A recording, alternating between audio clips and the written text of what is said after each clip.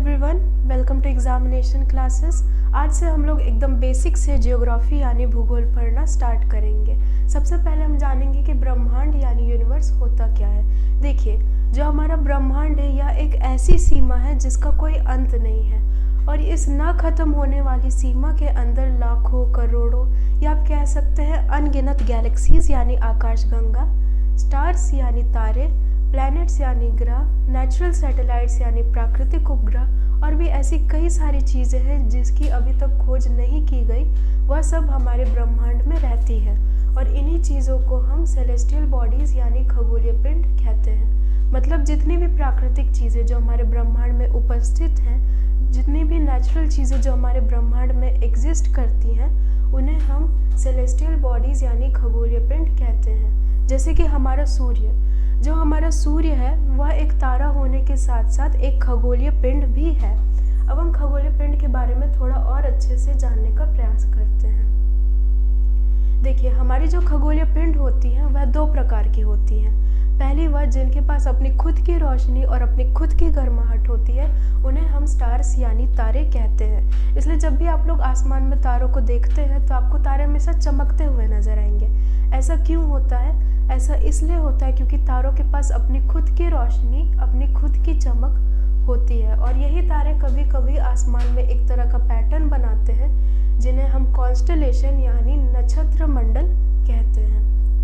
अब हम खगोलीय पिंड के दूसरे प्रकारों को समझेंगे।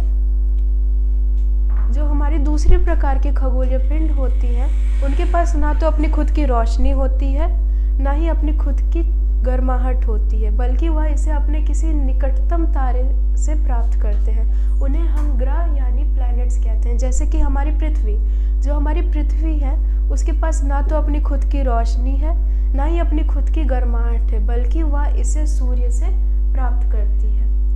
अब हम सौरमंडल के बारे में कुछ महत्वपूर्ण चीज़ों को जानेंगे। ये पूरा हमारा सौरमंडल है और हमारे सौरमंडल के एकदम केंद्र पे सन यानी सूर्य है और हमारे सूर्य के चारों ओर ये आठों ग्रह ऐसे घूमते रहते हैं। और ये आठों ग्रह किसकी सहायता से घूमते रहते हैं? या दीर्घ वृत्ताकार रास्तों की सहायता से घूमते रहते हैं, जिन्हें हम ऑर्बिट्स यानी कक्षा कहते हैं। और हमारे सौरमंडल में हर एक ग्रह के पास अपना खुद का ऑर्बिट, अपना खुद का कक्षा होता है। अब हम प्लैनेट्स के बारे में जानेंगे। सबसे पहला ग्रह है हमारा, वो है मर्क्यूरी यानी बुध, और ये अपने खुद के कक्षे पे सूर्य के चारों ओर घूमता है।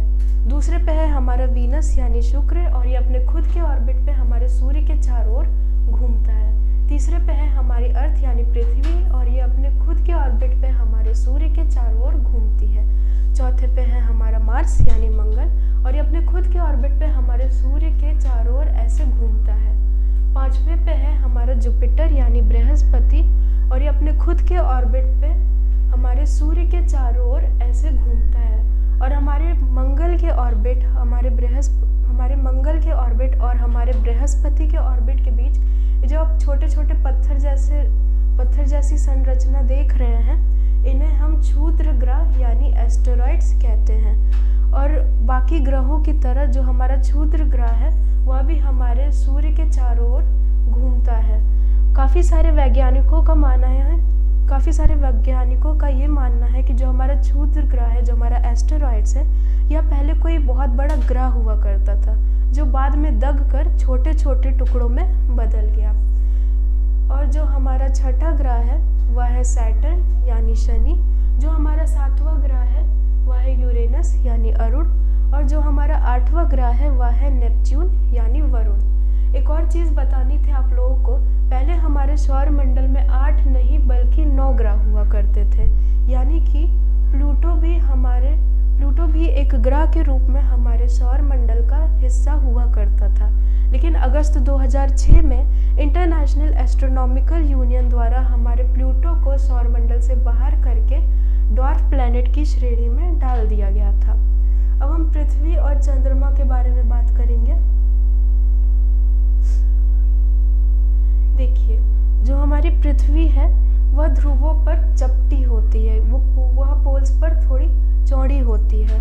और जो हमारी पृथ्वी है इसे हम नीला ग्रह यानी ब्लू प्लैनेट भी कहते हैं, क्योंकि जब हम अंतरिक्ष से हमारी पृथ्वी की फ़ोटो लेते हैं तो हमारी पृथ्वी अधिकतम नीले रंग की दिखती है। ऐसा क्यों होता है? ऐसा इसलिए होता है क्योंकि हमारी पृथ्वी का अधिकतम भाग पानी से ढका हुआ है और हमारी पृथ्वी के पास केवल एक ही प्राकृतिक उपग्रह है जिसे चंद्रमा कहते हैं। और जिस प्रकार से हमारी पृथ्वी सूर्य के चारों ओर चक्कर लगाती है, उसी प्रकार से जो हमारा चंद्रमा है वह भी हमारी पृथ्वी के जैसे कि ये हमारी पृथ्वी है और जो चंद्रमा है वह भी हमारी पृथ्वी के चारों ओर चक्कर लगाता है। और हमारी चंद्रमा को पृथ्वी के चारों ओर एक चक्कर पूरा करने में लगभग 27 दिन लगता है। और जब आप आसमान में चंद्रमा को देखते हैं तो आपको ऐसा लगता होगा कि हमारे चंद्रमा पे दाग है, लेकिन नहीं, वह दाग नहीं होते। पृथ्वी की ही तरह हमारे चंद्रमा पे भी पहाड़, गड्ढे और मैदान हैं, जिसकी वजह से हमारे चंद्रमा की सतह पर छाया पड़ती है। इस वजह से हमें दूर से देखकर लगता है कि हमारे चंद्रमा पे दाग है, लेकिन नहीं, वह दाग नहीं होते, बल्कि वह चंद्रमा की सतह पर उपस्थित पहाड़ों और गड्ढों की छाया होती है। अब हम एक दूसरे प्रकार के खगोलीय पिंड के बारे में जानेंगे, जो है उल्का पिंड यानी मेटेओराइड। मेटेओराइड एक पत्थर जैसी चीज़ है जो हमारे ब्रह्मांड में इधर उधर घूमती रहती है और कभी कभी वह घूमते घूमते हमारे पृथ्वी के वायुमंडल में प्रवेश कर जाती है। और जैसे ही वह हमारे पृथ्वी के वायुमंडल में प्रवेश करती है, वह बहुत ही तीव्र गति से हमारी पृथ्वी की सतह पर पहुंचने लगती है। और इसी प्रक्रिया दौरान हमारा जो उल्का पिंड है उसका वायुमंडल से घर्षण होने के कारण हमारा जो उल्का पिंड है उस पर आग पकड़ लेता है। और जब हम दूर से देखते हैं तो हमको ऐसा लगता है कि कोई चमकती हुई चीज़ नीचे गिर रही है, जबकि वह हमारा जलता हुआ उल्का पिंड होता है। और हमारे उल्का पिंड के इसी अवस्था को हम मेटेओर यानी उल्का कहते हैं। कभी कभी यह उल्का हमारी पृथ्वी के सतह पर पहुंचने से पहले ही पूरी तरीके से जलकर ख़त्म हो जाती है और कभी कभी यह बिना पूरी तरीके से जले ही हमारी पृथ्वी के सतह पर पहुंच जाती है।